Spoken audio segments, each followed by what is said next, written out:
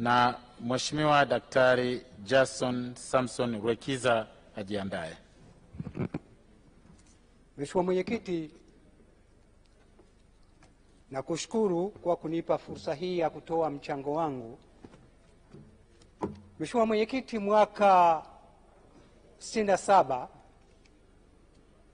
marehemu baba wa taifa Mwalimu Nyerere alisema taifa letu linatumia zaidi ya 20% ya bajeti ya taifa katika sekta ya elimu. Na kwa muktadha huo basi, sisi kama taifa tunapaswa kutathmini ubora wa elimu na kama elimu hiyo tunayotoa kwa vijana wetu inakidhi mahitaji ya taifa letu. Kwa mawazo yangu, tathmini hiyo ya mwaka 67 pengine leo baada ya miaka 58, tathmini hii ina uzito mkubwa zaidi kwetu kama ilivyokuwa huko nyuma.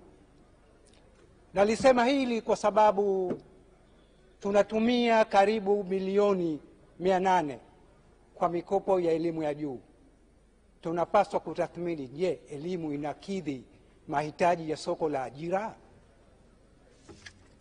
Mheshimiwa Mwenyekiti, mtu mmoja mwenye busara aliwahi kusema mataifa ambayo yanategemea rasilimali zilizoko juu ya ardhi, uchumi wake utazidi kuimarika kadri siku zinavyokwenda.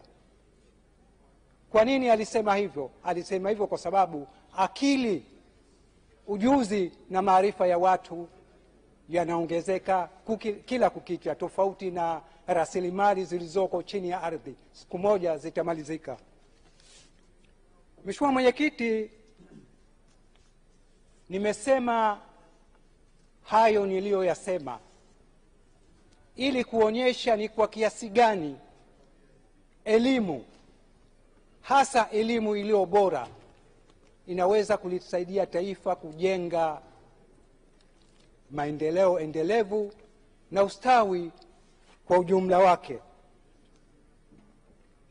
Mheshimiwa Mwenyekiti, bila ya kuwekeza kwenye sekta ya elimu na bila ya kuhakikisha kwamba vijana wetu wanapata elimu inayokuza weledi, ujuzi na umahiri wao, hasa vijana wanaohitimu vyuo vikuu, bila shaka tutaendelea kuwa nyuma. Mimi kama mzazi na kama Mtanzania, ninapotathmini elimu ya vyuo vikuu,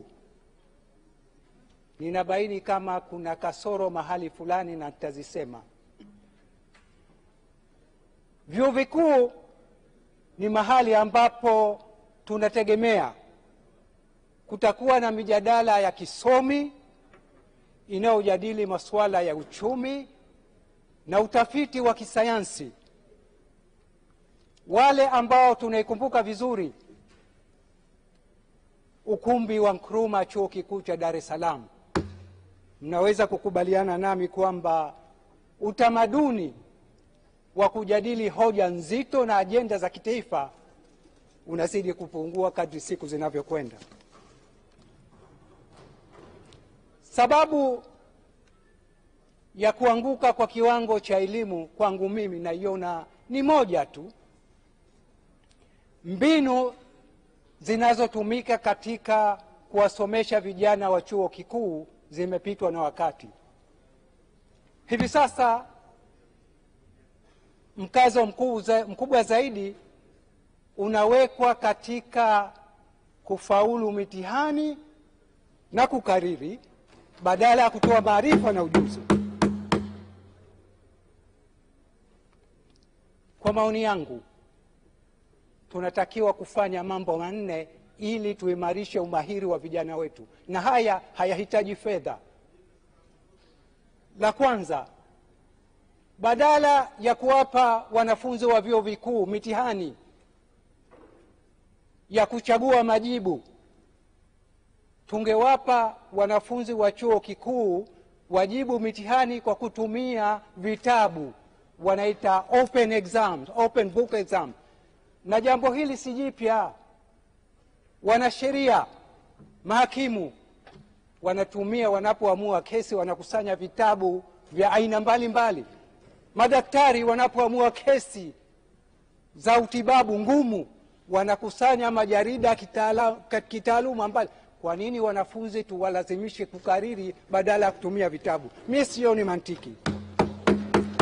La pili, tuwape kazi maalum, project nyingi kadri inavyowezekana. Wanafunzi wa chuo kikuu wanatakiwa kutengeneza mawazo na fikra.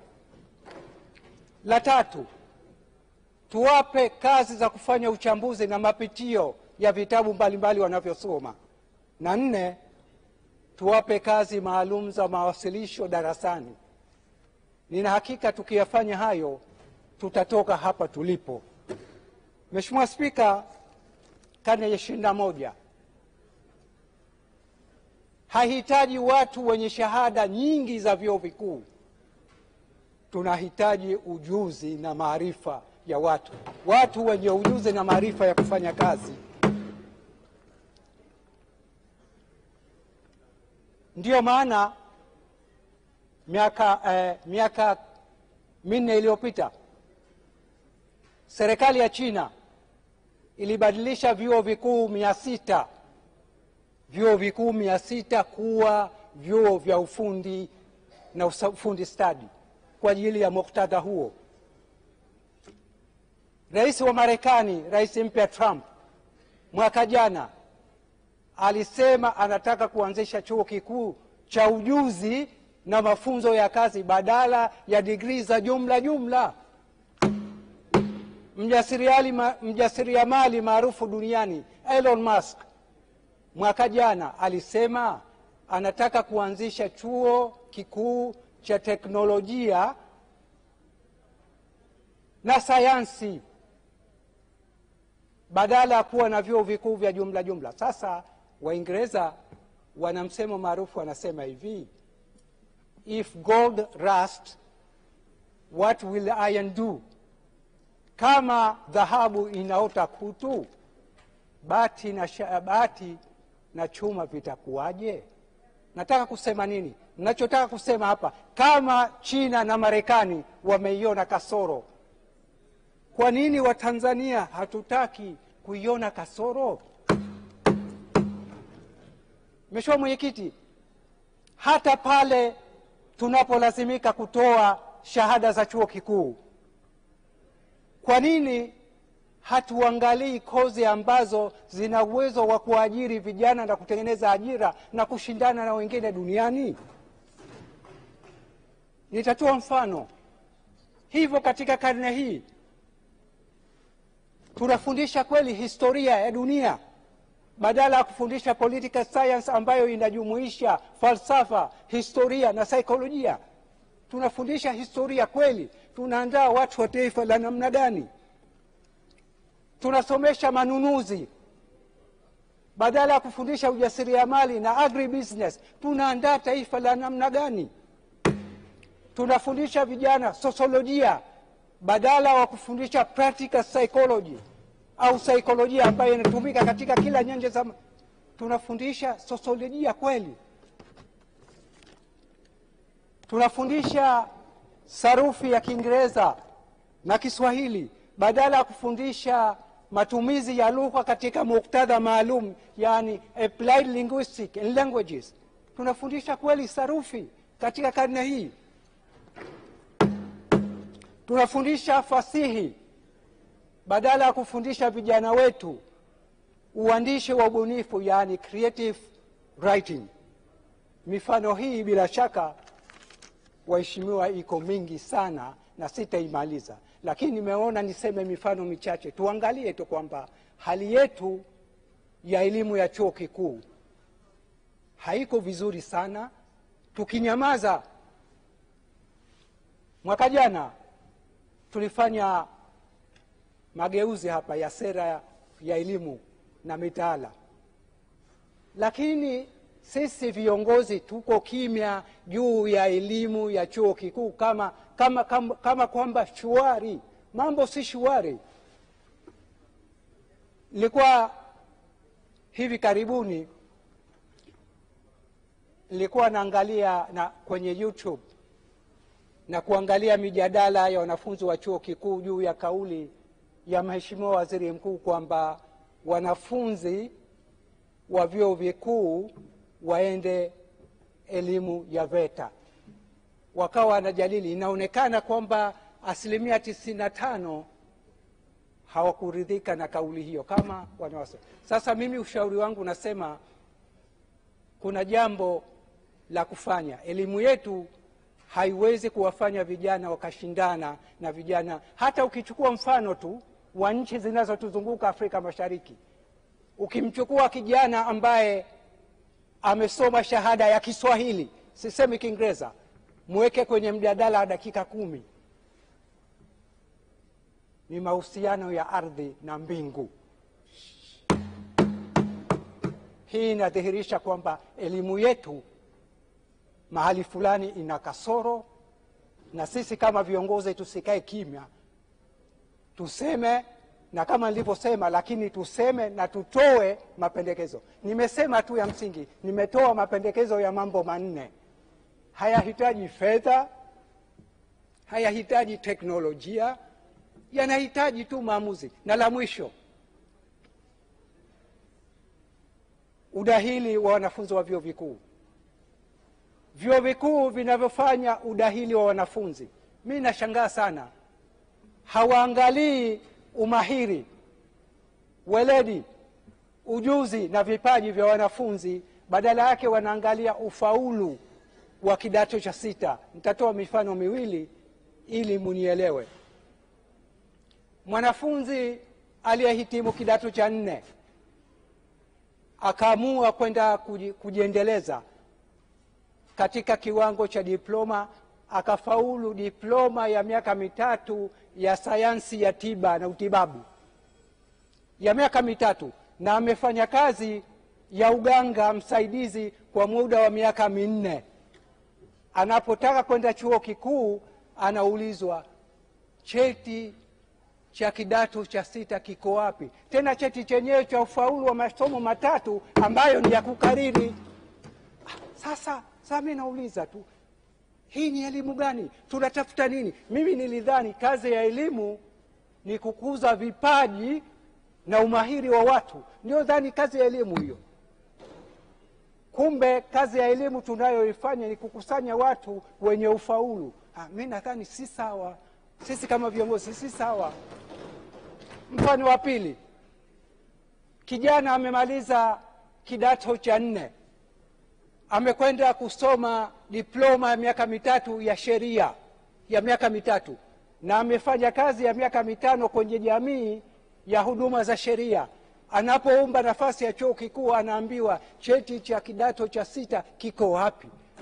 Halafu anachukuliwa kijana ambaye ana ufaulu wa masomo 3 katika daraja la C. Mimi nauliza tu, hii elimu ni elimu inataka kutibu nini?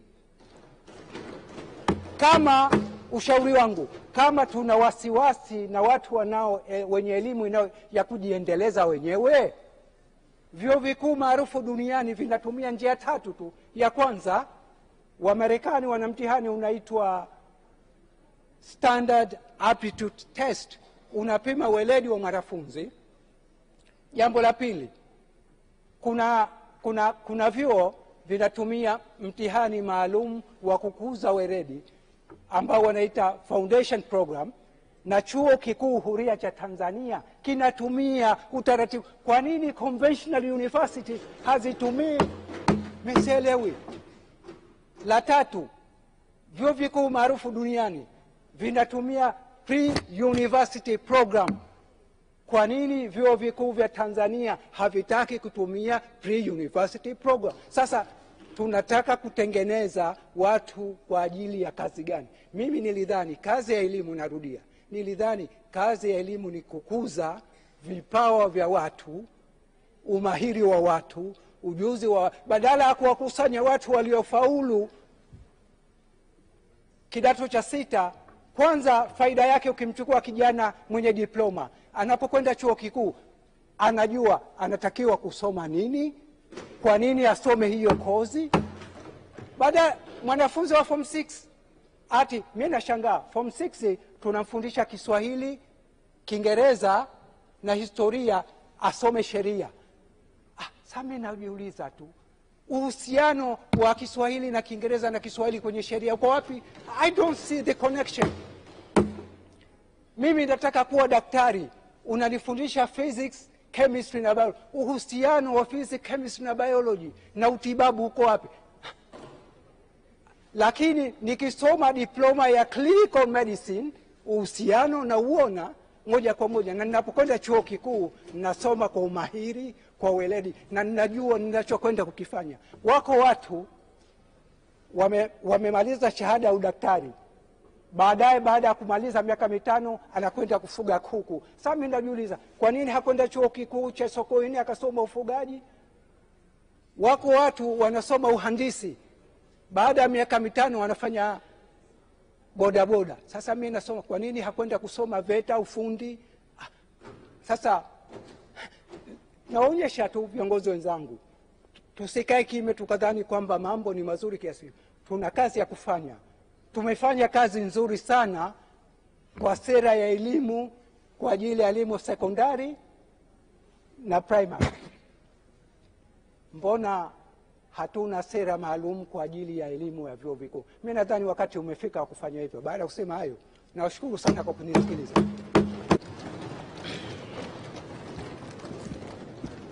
Asante sana Mheshimiwa Shamsi Vuai Nahodha kwa mchango wako unaofikirisha sana. Waheshimiwa wabunge, tunaendelea na uchangiaji. Namwita sasa Mheshimiwa Edward Ole Lekaita Kisau, atafuatiwa na Mheshimiwa Daktari Jason Samson Rwekiza na Mheshimiwa Injinia